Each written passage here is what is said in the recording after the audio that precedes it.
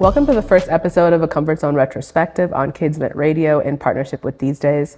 We're your hosts, Tara and Pedro, and we're broadcasting from south-facing windows today. This July, Saba celebrated the 10th anniversary of his cult classic, ComfortZone, an ambitious 14-track project that defined his musical journey. To celebrate the occasion, These Days and Kismet published an oral history of the mixtape, which saw Pedro speak to 17 contributors and friends who were around during the creation of ComfortZone. We thought it would be cool for These Days and Kismet to also collaborate on an audio piece, so we're here with a ComfortZone retrospective, a limited series where we unpack all 14 tracks on the tape, welcome some special guests, and generally nerd out on music. For the first episode, Pedro and I will chat about the oral history and our respective attachments to ComfortZone. Then we'll give the tape the no skips treatment, shout out Brandon Jenkins and Shay Serrano, and talk about its cultural significance and legacy in Chicago. It's been cool to work with Pedro because we both have our own attachments to ComfortZone. Yep. So I want to ask you about yours since you wrote the oral history. It was interesting for me to learn that you felt like Saba's story reflected your own. Like, you both are the same age, and you told me you're a bit of an introvert. I'm not putting words in your mouth. No. So what was it like seeing yourself in Saba's music? Yeah, and first I want to thank you for one, collaborating on the article, and two, doing this. It's really cool to just nerd out about music, especially something that's so close to our hearts as like Saba's catalog. And yeah, like, to make, I guess, like a convoluted story streamline, I'm originally from Mexico, and I moved to Chicago around the same time when he started releasing music more frequently, and I started just wanted to be involved in that scene. So I was contributing to this music blog named called Ruby Hornet, and I started writing a lot about Saba and Pivot Gang, and I was just feeling very gravitational towards like the content and also this person and the way that he would talk about, you know, still being like in rap you have to have this bravado, but he wasn't afraid to be vulnerable. And I was myself a very shy kid back then, so it was really cool to see kind of like almost like a blueprint of like, hey, can you get out of your comfort zone and, you know, be able to connect with people and be able to achieve your dreams. So when ComfortZone dropped, it was like a very meaningful project for me. Yeah.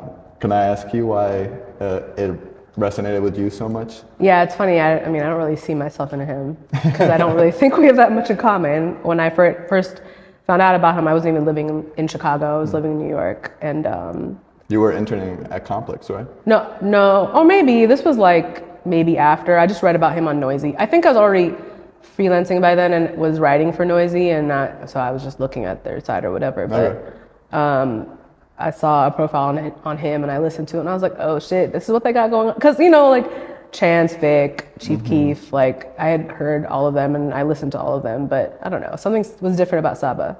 And I mean, as a writer, I appreciated his pen, and I think I was just impressed because, like you said, like I think the things you just said about he was vulnerable, but you know, he had bravado. Like he just towed the line really well. You know, he was young. Yeah, and it was just like I was just so impressed. I think that somebody so young could be so talented, because I really do feel like he was ahead of his time in a lot of ways.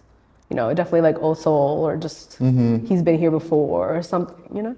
Yeah, he graduated high school 2 years before like our class was supposed to, and even talking to him, he just sounds so smart and like so wise, which is, it's wild. Yeah, it definitely is crazy. And when did you move to Chicago then? December 2015. 2015. Yeah. Very cool. People like to tell me I should claim Chicago now.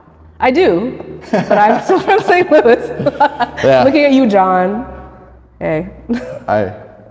I've been here also like 11, 12 years, so you know, I think that's when you do the threshold. Yeah, I mean, I don't know. I know this is what they say about New York, but I'm still from St. Louis. Very much from St. Louis. So I think it was I was definitely impressed that you got the oral history done on such a tight timeline. What was it about, what made you want to undertake such a project, and why an oral history? Yeah, I think another thing that why the project was important to me, it dropped at a very transformative stage in my life, like 2014. I'm going to be a sophomore in college. I'm really gaining my independence living in Chicago, and that album was like my soundtrack of the summer and the rest of the year. and I really felt like tethered to it ever since then. Thinking about it constantly, when the 5-year anniversary happened, I did a little bit of a retrospective back then, and then the 10-year, I just felt like it's a project that, and we'll dive deeper into this, but it was a little bit of like a underrated, overlooked project that had a lot of really amazing value to it that, you know, I think it was worth talking about. And the whole mission of these days has always been to cover Chicago in a very responsible and caring way. And I think this album, you know, needed that. And so that's what we did. Responsible. Yeah. Yeah, I know when we were talking about interviewing people, we just kept looking at the list and we were like, oh, Bro, that shit was long. I was like, we gotta. But it was It'll also be incredible to interview 50 people. It was also really cool, like, to be able to interview like people that made a huge impact on the city, and maybe we hadn't heard from them in a while. Yeah, like I'm thinking about sure. Cam Obi, like that was so cool. Oh yeah, And no, I'm he's such definitely an awesome jealous. person. He's a great guy. Yeah. Yeah, and you also were interested before, like, I know because Carlos connected us, right? Yeah. What were you kind of thinking about when you were trying to take this? I was just throwing paint in a wall, I feel like. Because, like, I wanted to do it, but I didn't really have any, like, not motivation. I just didn't have, like, I think I needed to do it with somebody, and I couldn't, like, get myself to move forward. I mean, there's too much going on. So it's like, you know, I wouldn't have been able to do it by myself, I don't think. So I think it's just a funny way it worked out. I mentioned it to Saba in passing. And he told Christella, and Christella was like, oh, they're already doing this. And I'm like, oh, okay, cool. Yeah, I really appreciate your collaboration. Again, I think similarly, like, if I hadn't had somebody that would make me accountable. Yeah, that's the word I was looking for. You know, and push my writing as well. The process was like, we had enough runtime where we were able to interview these people. I mean, you just, like, you did all that legwork. Like, I don't think I would have been able to do that, you know? Yeah, what we basically did was, like, we reached out via email or text or however we could get a hold of people. We set up like an hour Google Meets interviews and then transcribe that and then try to see what the structure of the story was. So it was a lot of back and forth and drafts and conversations, which was really cool. Yeah, it was fun. I've never gotten to be involved in oral history before, and I like being an editor. I didn't have to write. That's great. So. Was there anything, not to take your shine, but was there anything that you found interesting reading through the oral history or as I think it was really more on the backstory in Marbles, which we'll talk about later. But no, I think it was just like cool to have. I mean, I think it's like such a community project, you know, like, I mean, it's friends, it's, you know, it was like his community kind of coming together in like one of those more earlier moments, and so it's cool to like see everybody in conversation again, but like, you know, in a written, you know, like in a different form or whatever, you know what I mean? Like, I mean, it's also just like realizing how much he leaned on his community to accomplish this project, and like, I like what you said about him being responsible for Chicago. Like, that's just an interesting way to put it. I just, you know, never really thought about like his responsibility to the, I mean, like, I think I have, but just not in that way. His responsibility to the West Side or to Chicago, and like how he does show, anyway, we'll talk about it later, but just, you know, just how he does show like this, it just does feel like the full breadth of Chicago, not just the one side. I do think there was like, it was that part of an era of artists that were very thoughtful about how they were, you know, speaking of Chicago and what they were representing. Both because it was being very reductive, and also they were trying to show how expansive, and like there's so much history in Chicago that, you know, it just doesn't get talked to enough. So they were definitely part of an era, I think, especially through the open mics and stuff, that they were like taught or like, you know, put a pedagogy of like, there's a lineage that you should uplift. Yeah. Well, it's always been interesting to me in Chicago. I mean, other cities too, but just like how music and socioeconomics are like so deeply intertwined, you know? I mean, I think maybe this is just the first place I really thought about it. Totally. You know what I mean? So, but like you can just really see that in projects like ComfortZone. Yeah. You know? So anyway. Well, what was your process of writing it? Because I just don't, I was like, he's really a beast. Like, it's like, that's not like my forte, you know? Like, I mean, I just feel like also you're like very methodical, and I don't, you know, we're new friends, but I feel like you're very methodical and like organized. That's just how you come off to me. Like more like the method of, so it seemed like you had a process. Like how, I can't do that shit. I'm good at faking that, I guess. But it was also helpful that, again, I've been thinking about this project for like so long, and I had in my head a little bit of what the structure was. Obviously, after talking to people, like I was learning a lot more that I didn't have knowledge before, and I had to like figure out where to put those pieces. The other thing that we did was interview Saba last, so I kind of have everybody else inform the piece first, and then try to see like how Saba could be like the through lines for everything that we're talking about. I mean, the hardest part for me of the process, especially because, you know, we had to write the intro, but everything else is coming from the words of people that were there in the moment contributing. The hardest part was editing out stuff that I was like, this is really cool, but it's always in service, a shame. I think the piece ended up being like 18,000 words or something like that. It was a lot. It's a lot. Very worth it though. But yeah, so that was kind of like the process, and I was just very passionate about this. So when it was time to do it, you know, I just was drilling down, and it was really exciting. Yeah. What was the most interesting thing you learned about ComfortZone?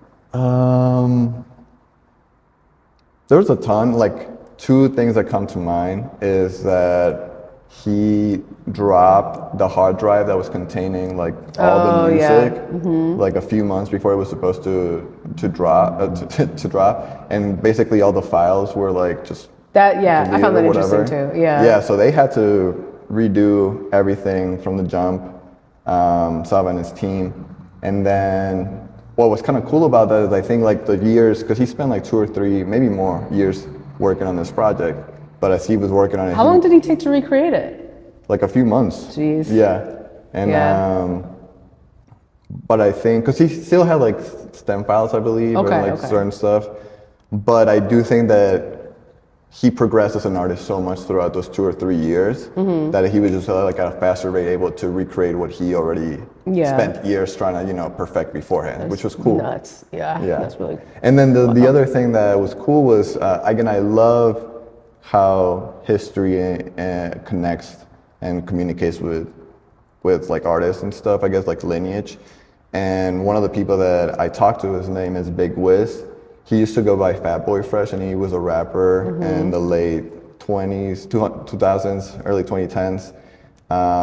He used to go by Fat Boy Fresh, and he was a mainstay on Fake Shore Drive, the very popular Chicago music blog.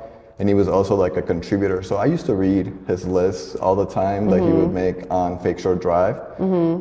I had no idea that he was connected to Saba, and that he was actually one of the reasons why Pivot Gang ended up being published on Fake Shore Drive. Like he was a very big proponent of him and the crew. And just to see again, like these worlds kind of coming together and connecting. Chicago is such a, what's the phrase, like big city, but like small world. Like everybody is like 1 or 2 degrees away from knowing each other. So that was just really cool that like, he was somebody that I used to read a lot and hear his music. And then to find out that he was like mentoring Saba and helping them like come through the ranks was pretty cool.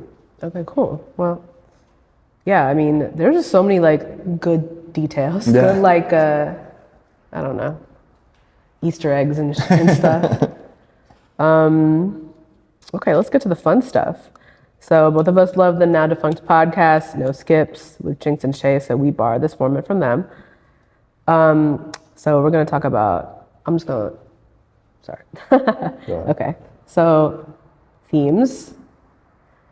We just outlined a few themes I felt present. I mean, I just went through the oral history and kind of just like, Coming of age, Chicago on the West Side, family, community, storytelling, memories, hopes, and dreams. I think that outlines it pretty well. Yeah, you think I missed anything? No, I like coming of age speaks to like that part of him going out of the comfort zone and his journey through it all. Chicago and West Side, like to your point, I think he also is really good at speaking, especially at that age, understanding like the socioeconomics, dynamics, and like the responsibility and just like the systematic, like, you know, problems that are occurring throughout.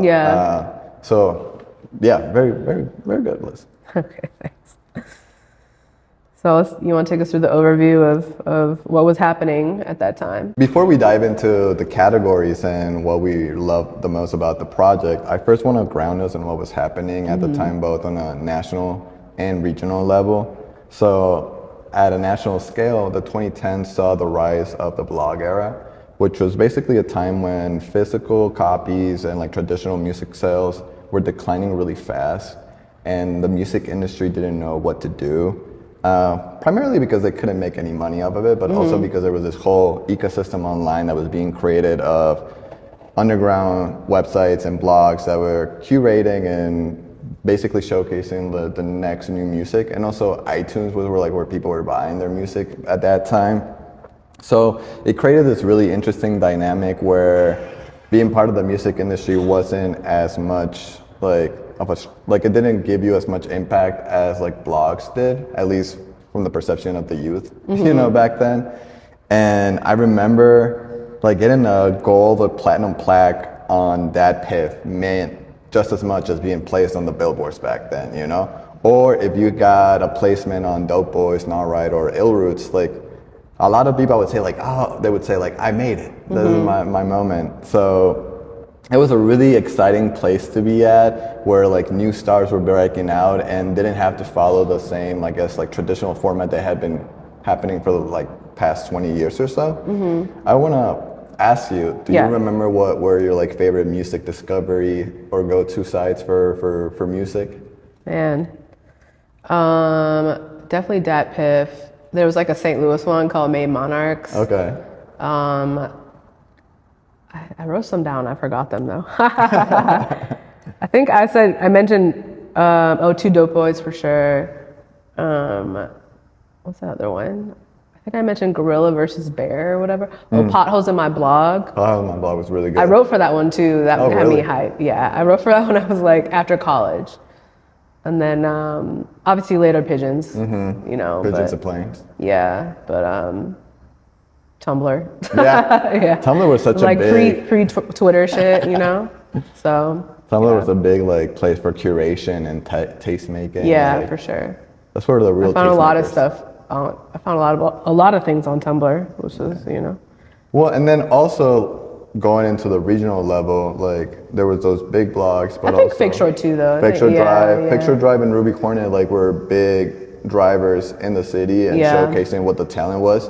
And so again, prior to like the blog era, it was really hard unless you were in the coast, either east or west, to actually get like some traction and some relevance. But through the blog era and just from talent, like people like the cool kids in the Hall, Mike Terror, and like on the street level, like LEP Bogus Boys and a little bit of Bump J, like they all helped kick down this door of, hey, Chicago's here and we're here to be taken seriously.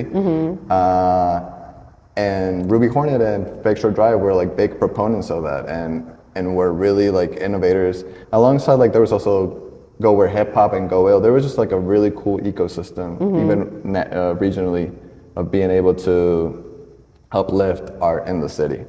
That then evolved to like this new class of really talented young MCs that were coming through. Like I'm thinking, obviously Save Money with Chance, Vic, and all the other guys. 2080s crew, which by the way, rest in peace to Julian Malone, who just passed away. I was also thinking of Dave Koresh, Kembe X, Rocky Fresh. Rocky Fresh was signed to MMG, which was wild. And then Lucky, who was going by Lucky X back then. There was just like so many names that it felt like every other day somebody was blowing up and getting either like a deal or like some sort of like big look, which was really cool. Like John Doe, No Name too, were doing some really, really cool stuff. From the names that I just kind of rattled, do you remember at that time any of those kind of like Oh yeah, Cool put on your Kids. radar? Cool Kids for sure. Rocky Fresh. Um, I mean, obviously Vic and Chance. Yeah. And I'm trying to think of anybody. Those felt like the majors. Maybe No Name.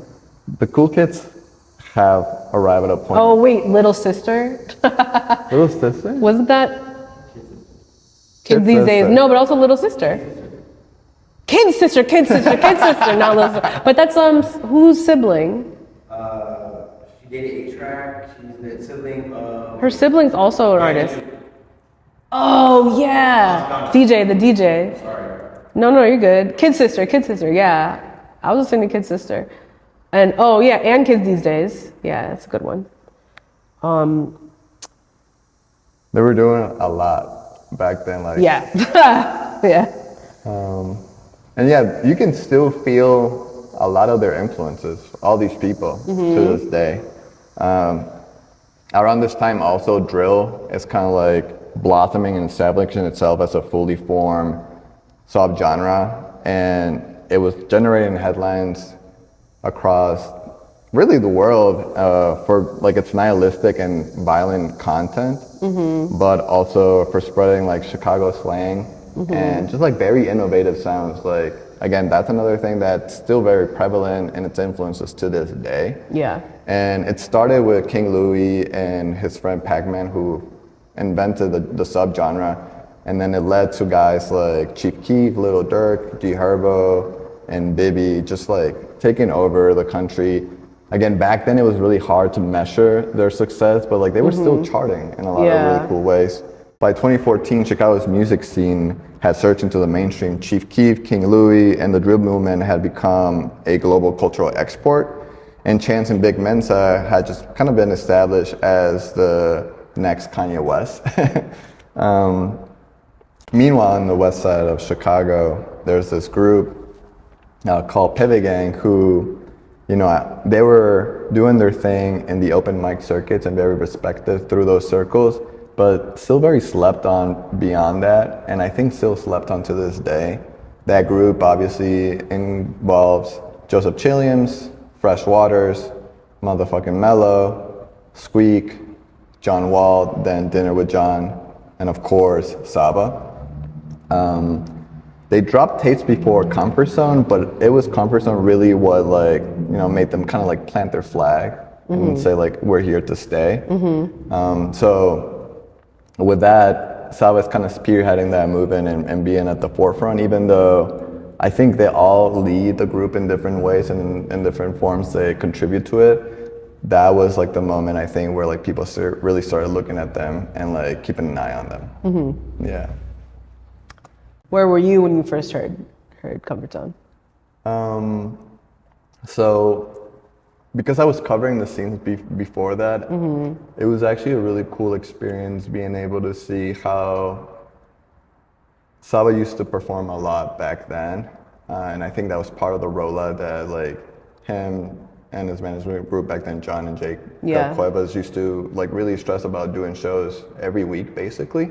That's crazy. Yeah. That's crazy. So you would see like new songs being performed, and like he would talk about ComfortZone a lot throughout these performances. So I kind of got the preview of the album through going to these shows, and I was very excited.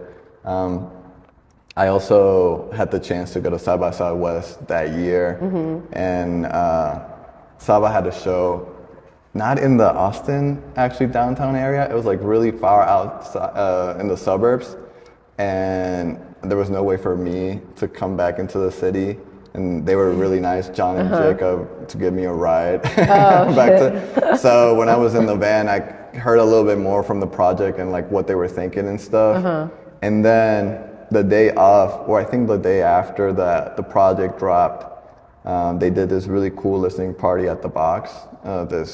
I don't even know if it's still around, but there's like On 6th Street? Yeah, yeah.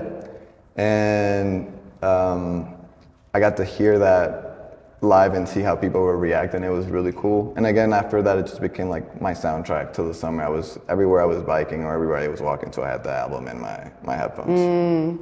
Yeah, I saw Saba at South by in 2015. He opened for Martin Sky. Oh, wow. Remember Martin Sky? Yeah. Remember Martin Sky? He's still around, but I know, but he's like more of a producer, right? Yeah. Yeah. No, you're good. We purposely put their shows together. Because they had a single together. Oh, Yeah. yeah. So we purposely, which was I a think really that's how I good got single. hip to Martin Sky because of Saba. so we purposely made sure for that South by and the performance, he was bringing on Oh, that's fire. So we doubled up on each other. Yeah. Yeah. Wait, which year did you go to South by? 2014. Okay. I think I went that year too. But I think I saw Saba perform 2015 for the first time. Open for him, I think it was just Or whatever, they were like together. maybe at that point, that's how It might have been Martin's show and Saba popped out. I think that's what it was. we did the whole South by, so we had like 10 performances. Yeah. Oh, wow. Y'all did that. Yeah, we were doing that back then for sure. Yeah, for real.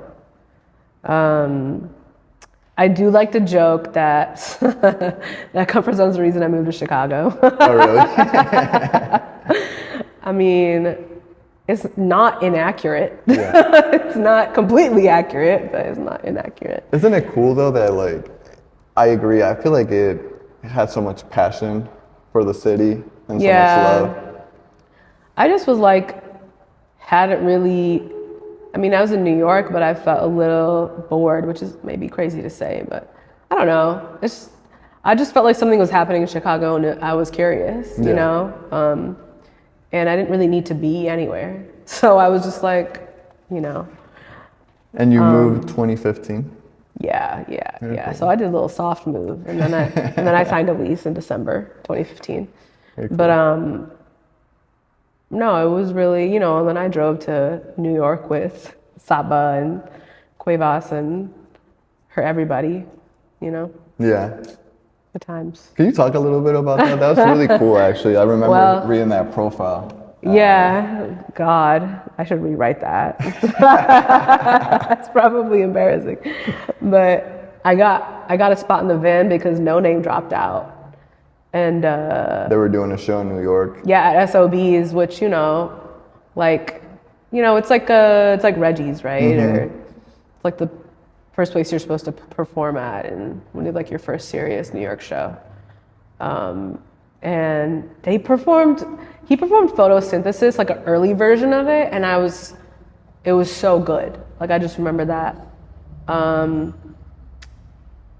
Yeah, I mean, I hadn't really heard Everybody was also really fire. Like, Yeah, that's another group. Their live performances goes crazy. Like, they're just, you know, all three of their vibes are very different, but Super legendary. but like, no, it was cool. Yeah. I'm a big John drove the whole way.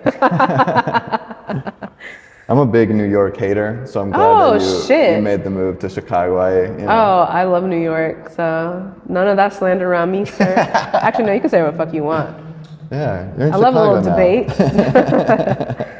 Well, let's get to the first category. Okay. What was your best line?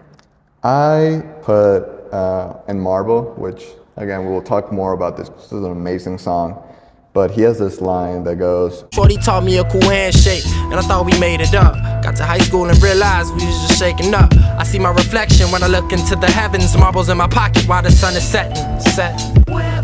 and I think it speaks so much to what makes Saba a compelling writer.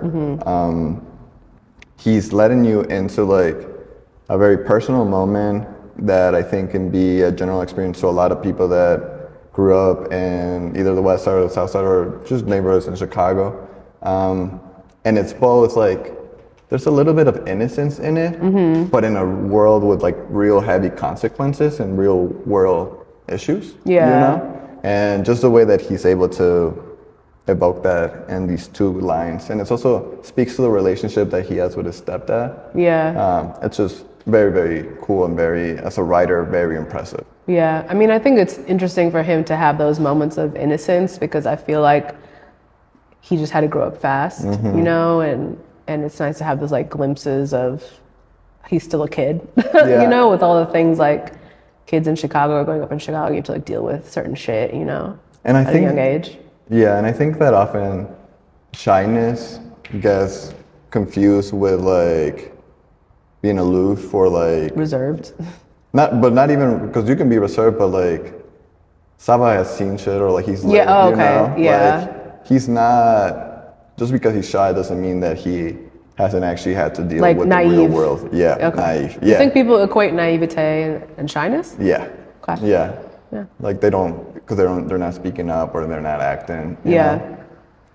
Yeah. What was your best line? I think mine is from Welcome Home. Hey, man, get steps on. My heart can't be Teflon. Feel everything and song. Cause I'm like, I feel you, dog. Yeah. You know, like, What a deep song too. yeah. That song is like, yeah. I had other ones though, runner-ups. Burnout, Wake Up Every Day Feeling Good, because it transitions to Butter and it's almost like one song. And I didn't really think about it until I was listening to it on streaming. Cause you know, the songs there's like a gap between the songs. Yeah. But on SoundCloud, it just plays through. Yeah. You know, so it's just like one long 6-minute song, you know? And like And like the chorus is the same. I like that. Yeah. and it speaks to his songwriting and production ability to just be thinking about those like little moments, you Yeah. know? I think I heard that like it was something that kind of came about from just performing it so much. Oh, and it kind of like blends. yeah, like Damage. That's fire. I was love that. working on it, but Yeah. so cool. I know I said we weren't going to talk too much about the runner-ups, but Yeah. also I feel like what you were talking about the innocence, like that part feels like the silver lining, or like he like pairs all these like sadder moments with like this happier, like wake up every day feeling good, like Butter, like calling himself Butter. You know, it's like it just feels like, oh, we could see him happy, or oh, he has his moment, you know? Yeah, I think he's really good at like just showing you like The full picture. the full picture, Yeah. full person, you know, that I think everybody has, but we're often just put in a box. Yeah. And he does a really good job at breaking out of that box consistently. Yeah. Okay. Second runner-up is from West Side Bound, from Benjamin Earl Turner. So this don't really count because it's not Sapa. But he said, "People keep dying. We keep buying the liquor just to pour it out. The earth is a drunk just spinning around." What? That's fucking nuts. The earth is a drunk just because you're pouring the liquor and the earth is absorbing the alcohol. That is crazy, actually. Yeah. That's actually nuts. Like, no, he went off on that verse though. I love Yeah. their partnership, and I love that Benjamin is from California and Sabas, and they still found each other and they work so well together. Yeah. No, that verse is nuts. Yeah. People actually, everybody really went off because we're about to talk about best guest verse. Yeah. So- which was hard. I mean, all Mine was categories were hard. easy.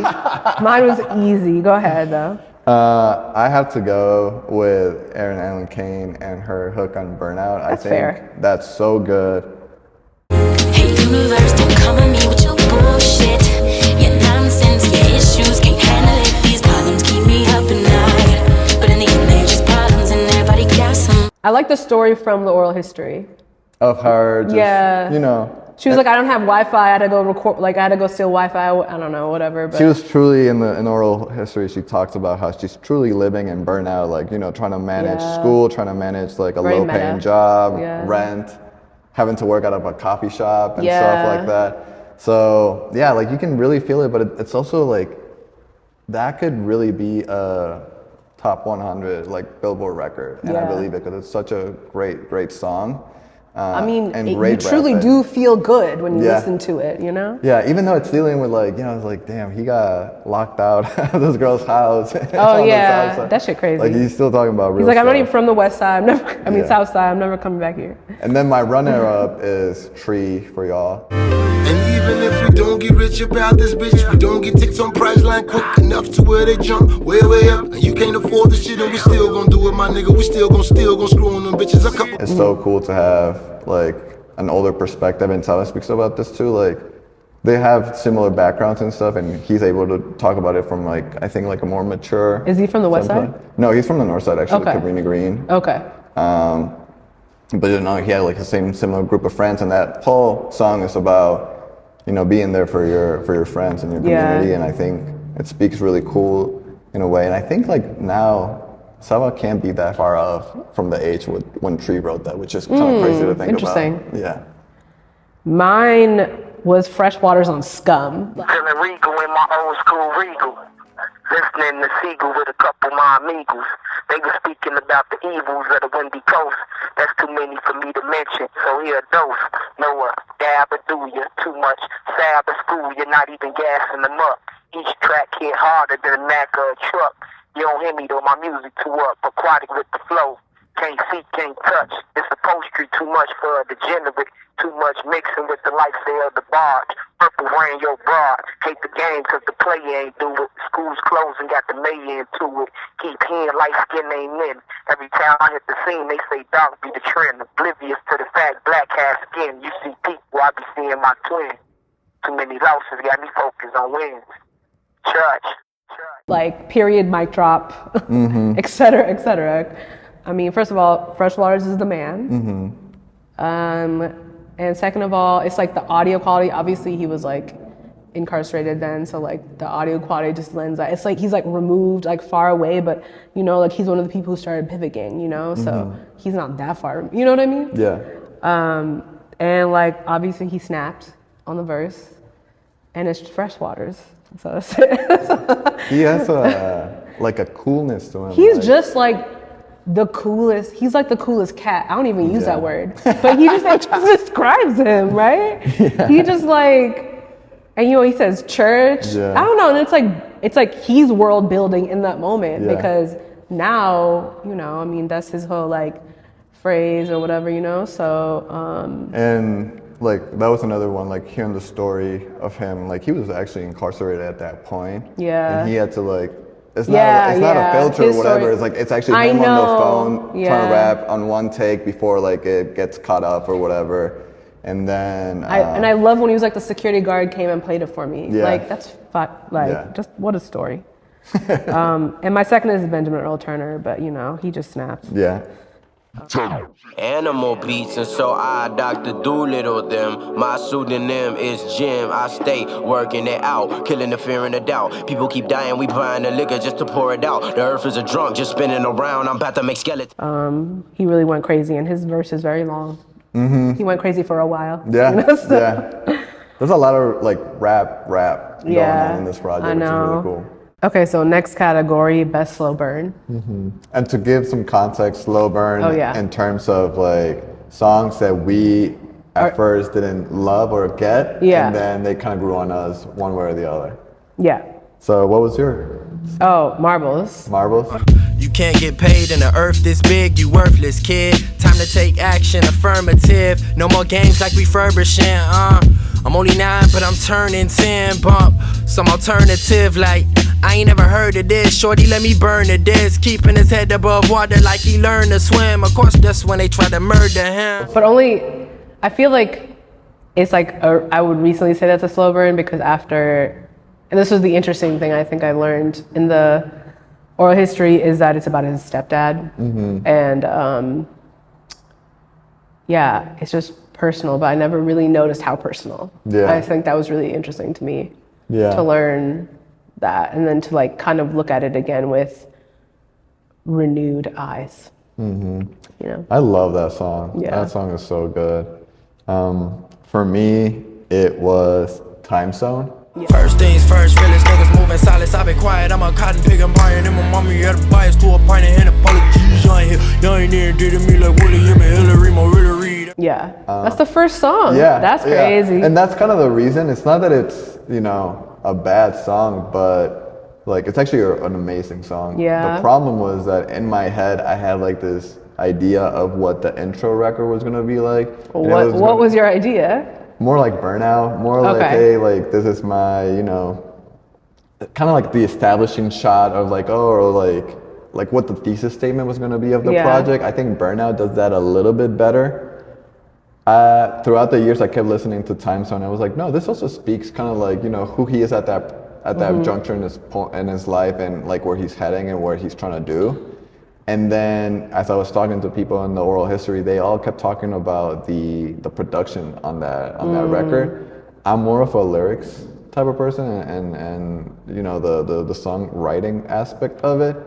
but as people were pointing out the different like production stuff that he was doing there and how it was different, especially with the hi-hats, I believe, and some other stuff, it was like, wow, this song actually smacks. Like this is such a good song. I also find it really funny that it was like he had a song titled Adderall on Get Comfortable, and this song, a big part of it's about like, he's on Adderall for too long or whatever, which is really funny. I don't know, I just always have like those, like the opening chords stuck in my head. I don't know, I really like the opening chords. I really like that song, I think it was, I was doing this as sometimes fans unfairly do to artists, and they have like this expectation of what they want the album or like, in my case, the intro to sound like, rather than taking it in as what the artist thought about.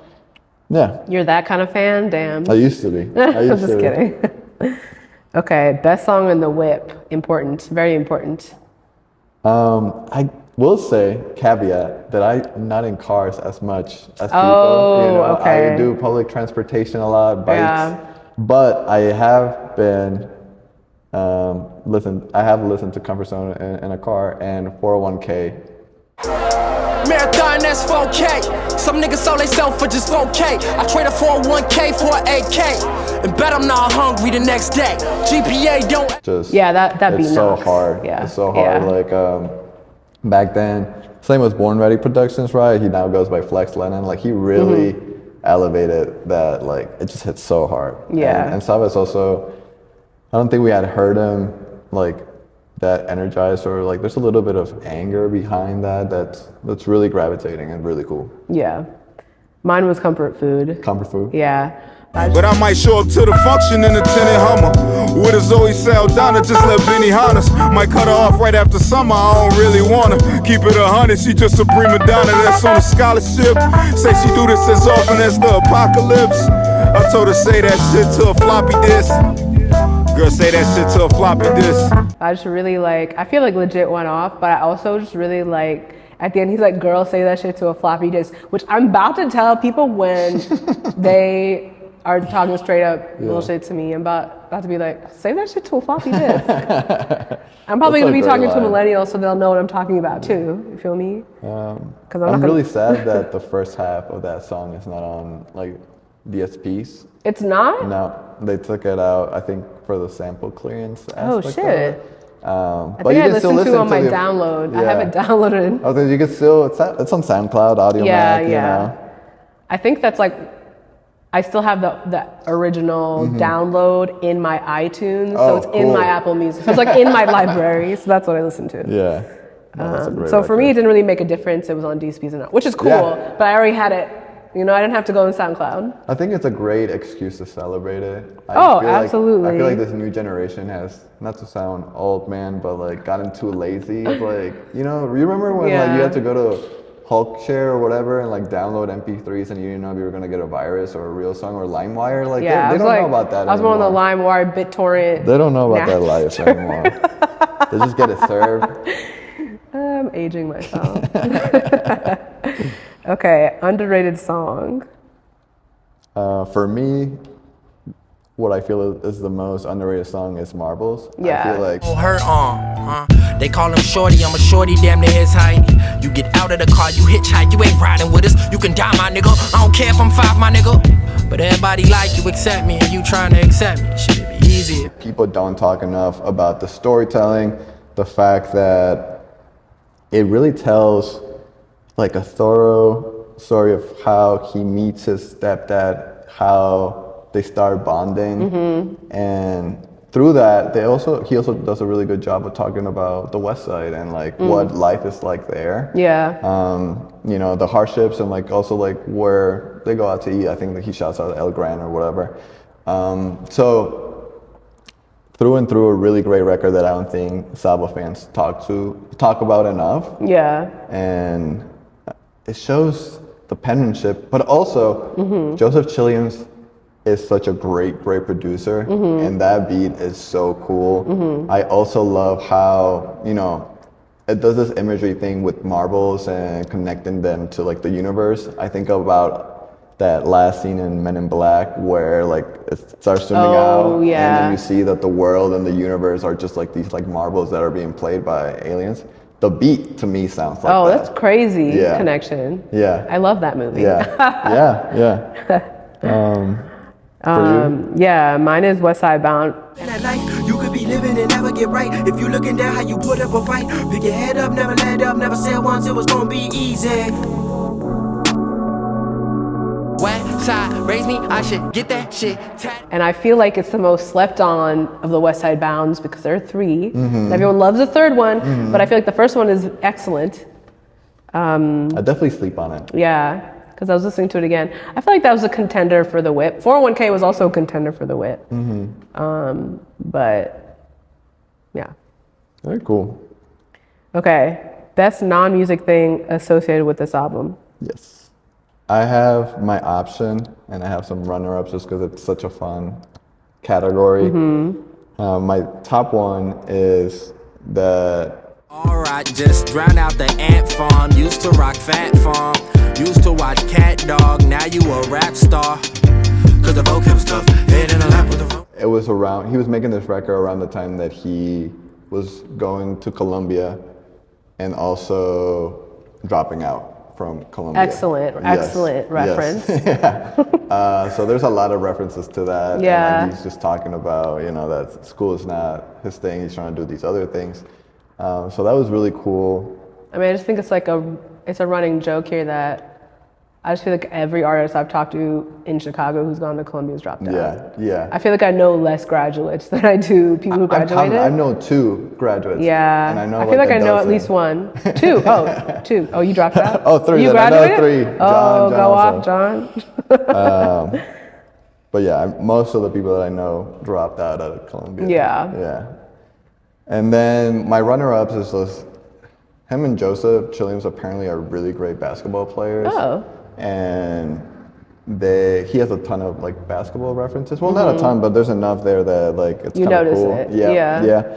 And then all the cartoon references, like that's another thing. Again, kind of like that line right of like innocence and exactly. real world. Like he shouts out Adventure Time, Cat Dog, and Jimmy Neutron. Yeah. So it's just really cool to see that. And again, stuff that I was watching as a kid too. Yeah. I only had one. Okay. Hell out west though, where the buses stop running early. I used to The like cars, transportation, like movement, he's like on the train, he's on the bus. And I feel like it gives the album movement in a different way. And it makes me picture like him moving throughout the city, And he does that on a lot of songs. Burnout, I'm Hello Out West though, where the buses stop running early, crashing cars like Burnout, Welcome Home, I Just Pray That You Get Home Safely, Ironically, The Green Line Trained Me. For y'all, Run Until the Sun Up, Run Into Cover. I'm gonna keep going though. Yeah. Whip, Are You Down, 17 hitting 70 on the E-Way, Comfort Food, My Life Laid on Wax from Wacker to Back Out West. Even on Bucket List, he has a song Stony where he talks about, I'm in a bucket, I feel like fuck it, or whatever. Yeah, I think it's really cool, like the transportation in general, but specifically how important cars like are almost like a signifier for independence for him. Autonomy, yeah. Like Whip is like basically that's what the whole song's about. Like finally being able to sneak out and drive around.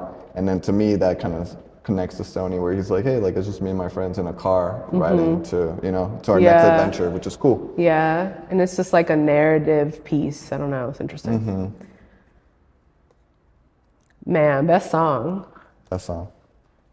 You would put 2 options. I know, I cheated. You don't have to pick one, boss. So my 2 options were Burnout or Marbles. Yeah. But I have to go with Burnout. Okay. hell out west though, where the buses stop running early. I used to run home, I was scared to walk. People bled at dawn. Funny we play with chalk and then lay in chalk. Foreshadow the shadows, it's more cattle for titles, it's beef for snakes with the rattles. I think it really showed to me, again, it's like a great hip hop record with a lot of pop sensibility, and it just showed me that he could be like as big of an artist as he wanted to. And the way that he talks about, his life and like taking us through all these little glimpses, again, that would have been like my ideal intro record, because like, okay, he's in Englewood locked out, like he's trying to go back home. He's on the west side.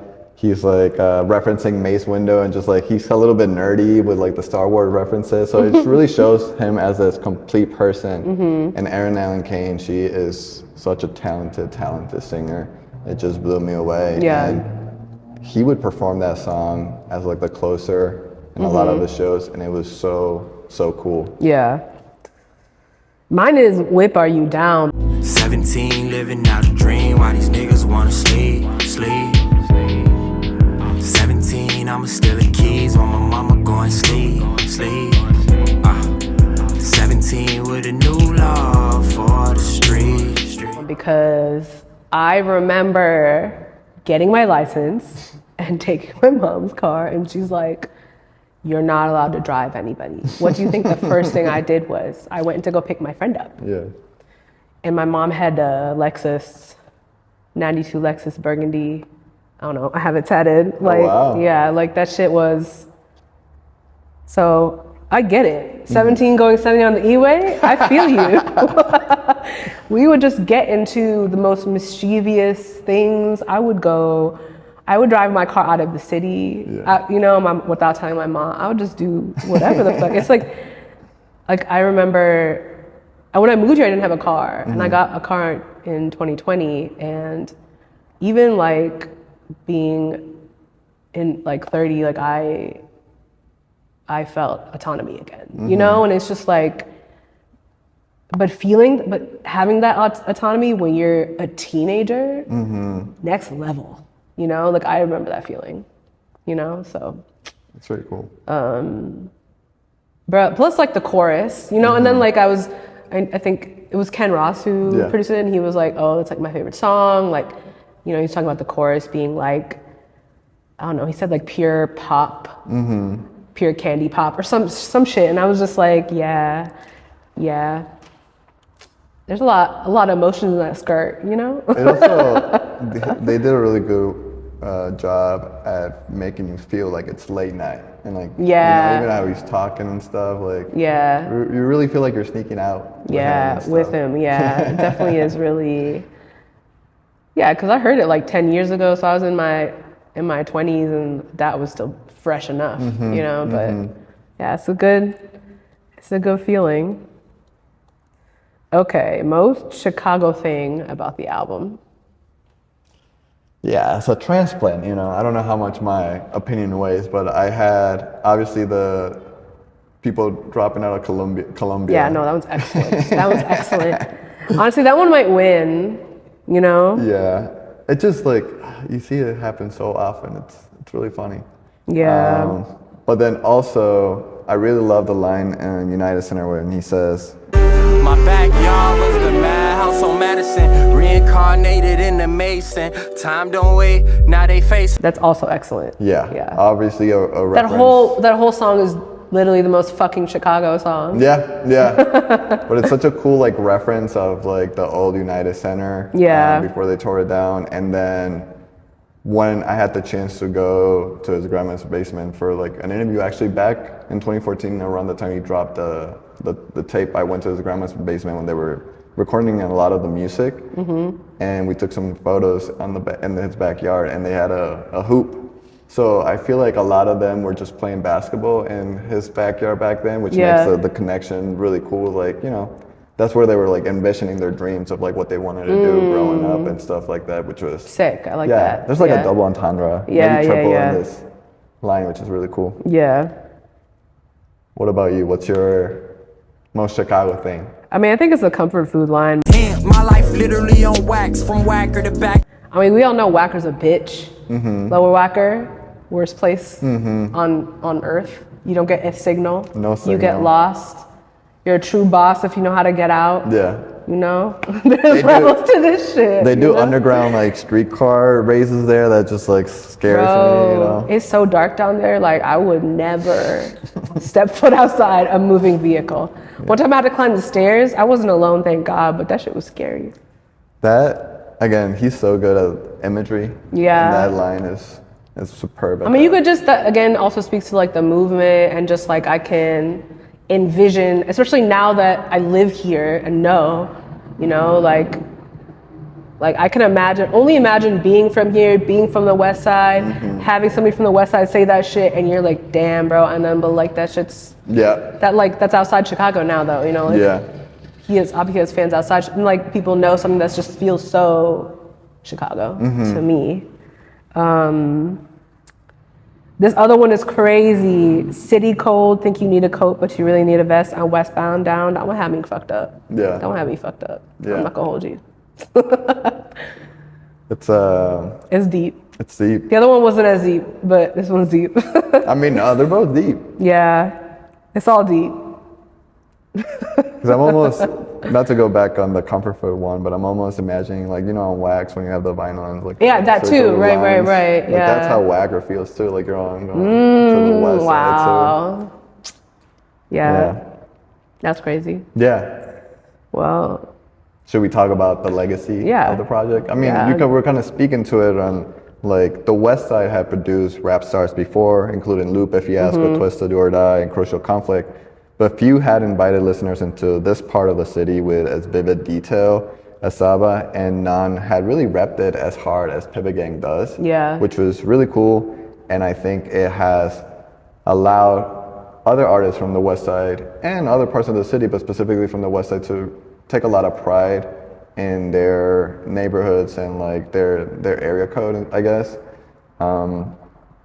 Another big thing from that project is that you get a lot of like artists that are doing incredible things today in their early moments back then. And so you see a young Aaron Allen Kane, a young Jamila Woods, Nasan, Kamobi, Benjamin Earl Turner. They're all like, when I talk to them during the oral history, they were speaking how like they really felt like they were actually becoming artists while working on this project, like, or doing the music videos with Jay Caves and Heart of the City. Like I remember Jamila was like, oh, I really feel like, you know, I'm becoming an artist because like I'm in this music video and then they're asking me to do these shots and stuff like that. Yeah. And just really cool to see the progression of not just Saba, because obviously we know now that he's at a much higher level. But everybody else that kind of started with him has taken great strides in their artistry, which is awesome. The album wasn't an instant breakout, but I do think that it kind of showed the blueprint for like what can be done for a sustainable career, and when like you put the art first rather than trying to blow up immediately or go viral. Like, he now has such a strong catalog, and I think his fans are fans for life because of that, rather than, you know, just like fleeting followers that will then call you overrated when you drop something that's not to their liking.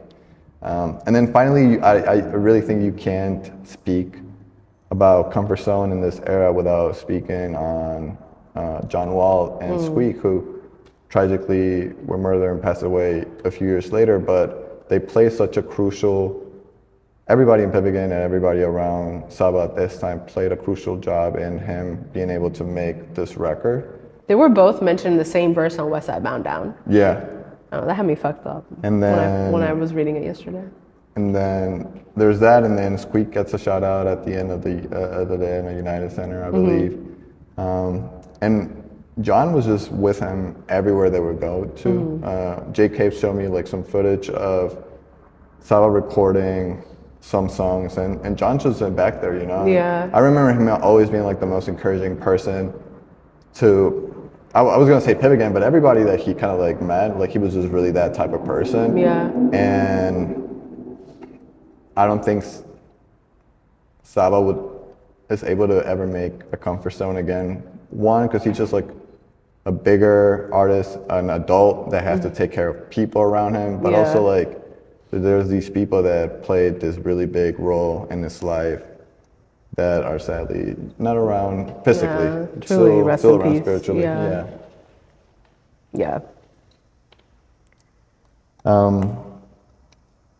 I will say that, again, you can feel their impact, and I think that has carried through his career. And it's also very cool to see that the last song, collaborated with his dad to record it. Yeah. And family keeps being such a like mainstay in his career. I think the really cool part of the legacy of this project is that he has remained with integrity in everything that he does, and he hasn't really shown away from like who he was as that person. He just continued to evolve, and people can look at that, at least to me, as like a North Star of how you can make art without sacrificing who you are. So that's really cool.